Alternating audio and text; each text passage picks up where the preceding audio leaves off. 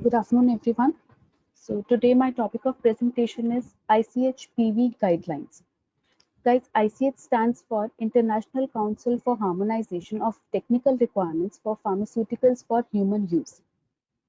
It was previously known as the International Conference of Harmonization of Technical Requirements of Pharmaceuticals for Human Use. Can anybody please tell me when it was created?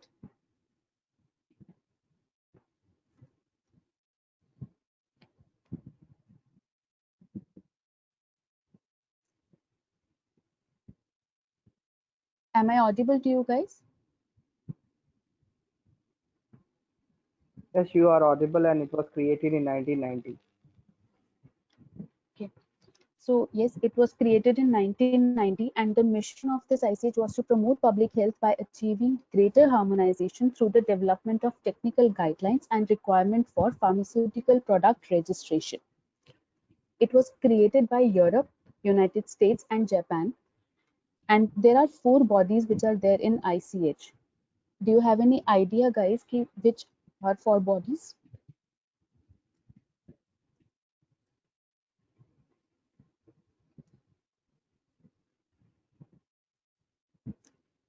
Okay. These are ICH Assembly, ICH Managing Committee, the MEDRA Managing Committee, and the Secretariat. Along with these 4 bodies, the ICH comprises of 4 working groups also. These are Expert Working Group, Implementation Working Group, Informal Working Group, and Discussion Group. According to these groups, our guidelines are classified, and we have 4 categories in ICH for guidelines: Q, S, E, M. Can anybody name all the 4 guidelines? Quality, safety, efficacy and efficacy, and multidisciplinary. multidisciplinary. Yes, the quality, safety, efficacy, and multidisciplinary guidelines. But in pharmacovigilance, we are specifically related to the efficacy and multidisciplinary guidelines. So let's come on to the efficacy guidelines.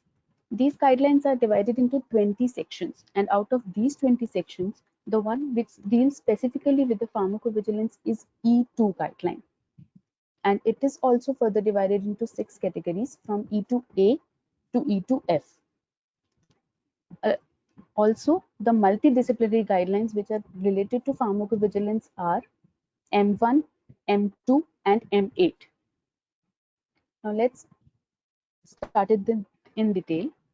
The efficacy guidelines first. These guidelines are mainly concerned with the design, conduct, safety, and reporting of the clinical trials. It also covers the novel type of medicines that are derived from the biotechnological processes, and they use pharmacogenetics and pharmacogenomics technique to produce better targeted medicines. These guidelines are E2A. For expedited reporting, we have clinical safety data management, definitions and standards related to this. E2B is ICSRs, that is individual case safety reporting. E2C is PEBRAS. E2D is again expedited reporting, but I will tell you later that what is the difference between E2A and E2D here. E2E is pharmacovigilance planning, and E2F is DSUR. So coming on to E2A, the guideline has been developed by the appropriate ICH expert working group, that is EWG, and has been subject to consultation by the regulatory parties in accordance with the ICH process. These guidelines give standard definitions and terminology for key aspects of clinical safety reporting. It gives guidance on mechanism for handling the expedited, that is rapid reporting of adverse drug reactions in the investigational phase of drug development. There are various terminologies which are associated in the clinical safety experience. These are adverse event or adverse experience. It is defined as any untoward medical occurrence in a patient or clinical investigation subject administered a pharmaceutical product and which does not necessarily have to have a causal relationship with the treatment. Adverse drug reaction. It's a response which is noxious and unintended and which occurs at doses normally used in humans for the prophylaxis, diagnosis, or therapy of disease, or maybe for the modification of physiological function. The unexpected adverse drug reactions are also included. These are the adverse reactions in which the nature or severity which is not consistent with the applicable product information is there. Next, we have the serious adverse event. It is the serious adverse event, experience, or reaction is any untoward medical occurrence that at any dose may result in death, is life-threatening, require inpatient hospitalization or prolongation of the existing hospitalization, results in persistent or significant disability or incapacity, may result in congenital anomaly or birth defect, or other medical important conditions. Then we have expected adverse drug reactions. An ADR whose nature, severity, specificity, and outcome are consistent with the information in the RSI, that is reference safety information. Unexpected ADRs, an adverse reaction, the nature or severity of which is not consistent with the applicable product information, that is RSI, maybe SPCs or PIL for marketed products. Now we have a few standards for expedited reporting, that what actually should be reported. This includes single cases of serious or unexpected ADRs, and they have specific time frames associated with them. Like for fatal or life-threatening unexpected ADRs, the time frame is 7 calendar days. For other serious and unexpected ADRs, it is 15 calendar days, and there is a minimum criteria for reporting. This includes an identifiable patient, a suspect medicinal product, an identifiable reporting source, and an event or an outcome. Now, all these reports must be sent to those regulators or official parties which require them, and they should be appropriate with the local situation in countries where the drug is under development. Second is E2B. It has two revisions, R2 and R3. E2B R2, that was the maintenance of clinical safety data management, including data elements for the transmission of ICSRs, that is individual case safety reports. And E2B R3, that is the current version, it has clinical safety data management data elements for transmission of ICSRs. These are also made by the expert working groups. It was reformed to conduct a revision of E2B R2 in 2003, and as R3, it came in public consultation in May 2005. The ICH Steering Committee take decision that technical specifications should no longer be developed solely within the ICH, but they should be created in collaboration with the SDOs, that is Standard Development Organizations, so that a wider interoperability is there across the regulatory and healthcare communities. This E2B R3 was the first topic to be harmonized under the new process, and it includes some question and answer version also, which was finalized by the Implementation Working Group in November 2014. It also involves the EWG and IWG, that is Electronic Transmission of ICSR section, which work on harmonization of the electronic standards specifically. Coming on to E2C R2, these are also revision. R2 is the latest version. Can please anybody tell me the full form of PBRER, PBRERs, that is E2C?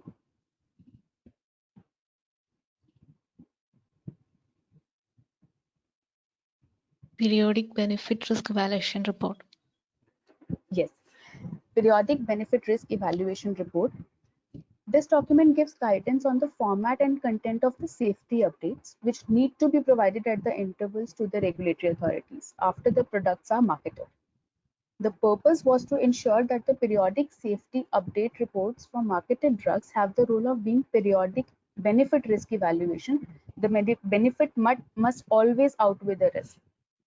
And this should be by covering safety evaluation, evaluation of all relevant information which is accessible to the MAX, that is marketing authorization holders, and benefit risk evaluation. The main objective of this PBRER was to present a comprehensive, concise, and critical analysis of new and emerging information on the risks of medicinal product and on its benefit in approved indications to enable an appraisal for the product's overall benefit risk. This PBRER includes some general principles also, that is a single PBRER for an active substance, PBRER for fixed dose combination product, products manufactured or marketed in more than one company, reference information which is associated, level of detail within PEBRAR, efficacy or effectiveness, benefit risk evaluation, periodicity and PEBRAR data log point, and format and presentation of the PEBRAR. Now coming on to E2D. As we studied that ICH E2A, it deals with the pre-approval safety data management. The E2D deals with the post-marketing approval. So it also contains definitions and terminology which is associated, but with the post-approval drug safety experience. So it is named as post-approval safety data management, definitions and standards for expedited reporting. It also includes various definitions as E2A, like adverse event, adverse drug reaction, serious adverse event, unexpected adverse drug reaction, healthcare professional, and consumer.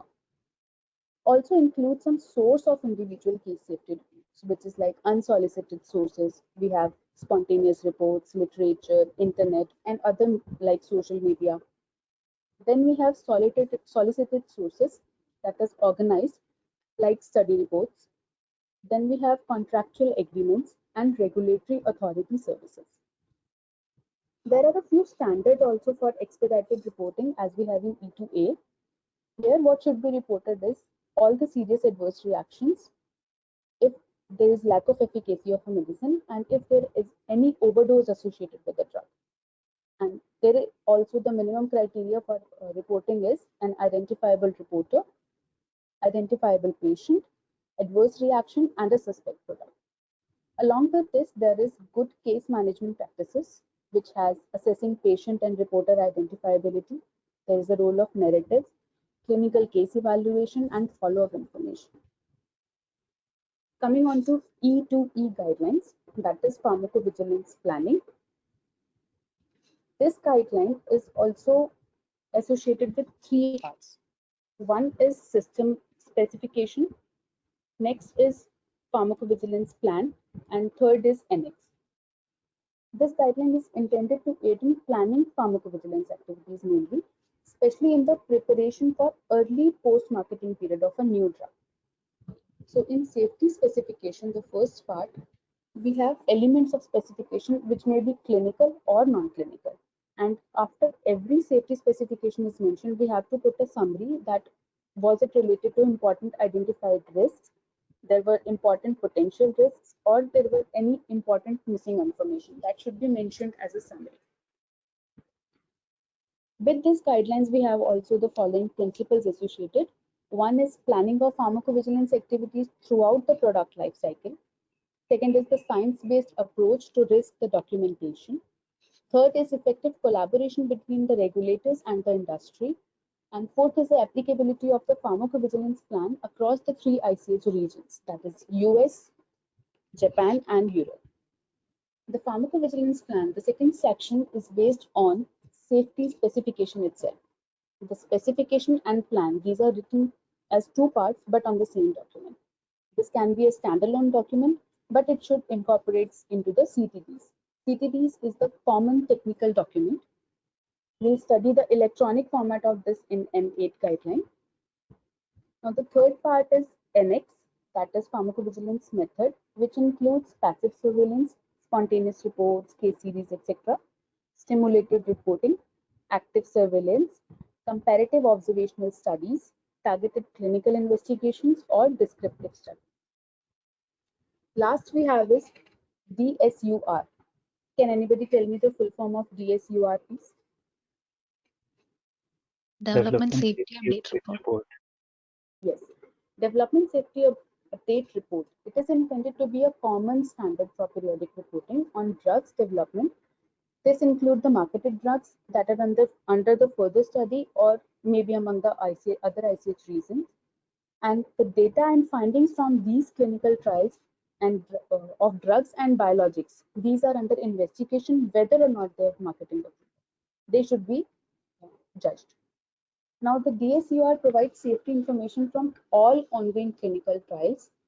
This may include clinical trials using an investigational drug from phase 1 to phase 3, clinical trials conducting using marketed drugs in approved indications, that is phase 4, which has therapeutic use trials. Then we have therapeutic use of an investigational drugs, maybe INDs or treatment INDs. Then we have clinical trials conducted to support changes in the manufacturing process of the medicinal products. The principles associated with DSUR are single DSUR for the active substance, periodicity and DSUR data log point, duration of the submission of DSUR, responsibilities for preparing and submitting a DSUR, DSUR for the combination therapies, reference safety information, and format and presentation. Now, coming on to the multidisciplinary guidelines, the second part, which is associated with pharmacovigilance. M1, that is MedDRA terminology. M2, that is electronic standards with electronic standards for the transfer of regulatory information. And M8, that is ECTD, electronic common technical document. M1 MedDRA. Can anybody tell me the full form of MedDRA, please? Medical Dictionary for Regulatory Activities. It is a terminology used to classify the adverse event information which is associated with the use of biopharmaceuticals and other medical products. This may include medical devices or vaccines, etc. Coding these data into a standard products of MedDRA terms, it allows health authorities and the biopharmaceutical industry to exchange and analyze the data which is related to a safe use of medicinal product. It was formed by the ICH Steering Committee in 1997, and the terminology which is associated was launched in 1999. This is available for all to use in registration, documentation, safety monitoring of the medical products, both before and after the product is authorized for sale. It can be used worldwide. People are using it like regulatory authorities, pharmaceutical companies, CROs, healthcare professionals, and it allows better global protection for the patient. The current version is 23 and it was transitioned on 2nd November 2020, should be. And the next date for the version 24 is given 3rd May of 2021. Now coming on to M2, that is electronic standards for the transfer of regulatory information. This was also given by the expert working group and it was established by ICH Steering Committee in 1994. It used number of activities like recommendation for use by ICH to various open international standards like M2 recommendations, it is called. ICH development of specifications for electronic messages for E2B R2, the previous version. M4, that is common technical document, and the provision of technical input to the ICH E2B R3, that is the current version, to progress their respective standards through the SDO process, that is Standard Development Organization process. In November 2010, the ICH Steering Committee modified the mandate of M2 EWG expert work group. The important changes that were included in the agreement work related to the ECTD by undertaking a newly established M8 EWG group. And the M2 EWG was no longer directly involved in the development of technical solutions, which is in relation to the topics like E2B R3 and M5. Do you have any idea, guys, what is M5 guideline?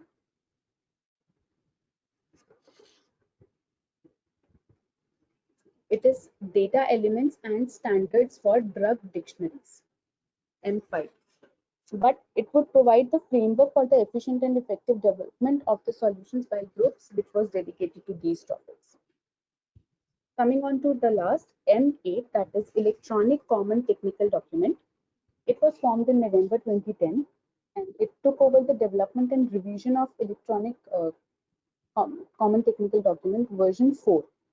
The implementation guide was associated with it and the subgroup of M2 ECTD was also there. This expert working group provides technical review and impact assessment of issues arising from the use of ICH M4 CTD guidelines. M4 is the common technical document and M8 is the electronic form of common technical document. This activity includes an update of M4 Annex, that is granularity document in accordance with the agreement by appropriate M4 working group, whereas the granularity document continues to be owned by M4 only. The implementation working group was established in conjunction with the formation of expert working group in November 2010 itself, and assumed that the responsibility for the implementation and maintenance of this electronic CTD and study taking file specifications, it was related to the subgroup of M2 eCTD. M2. IWG is also responsible for the implementation and maintenance of other deliverables like specification for submission format only for eCTD. To conclude, I will say that these guidelines through ICH, although they are not mandatory to use but should be used, as the basic concern is the promotion of health, and it involves expertise from both regulatory authorities and regulated industry. These are science-based and consensus-driven. They are clear and very effectively managed. They have a close collaboration of parties with comparable regulatory and technical capability. These guidelines involve commitment of regulators to implement product on harmonization.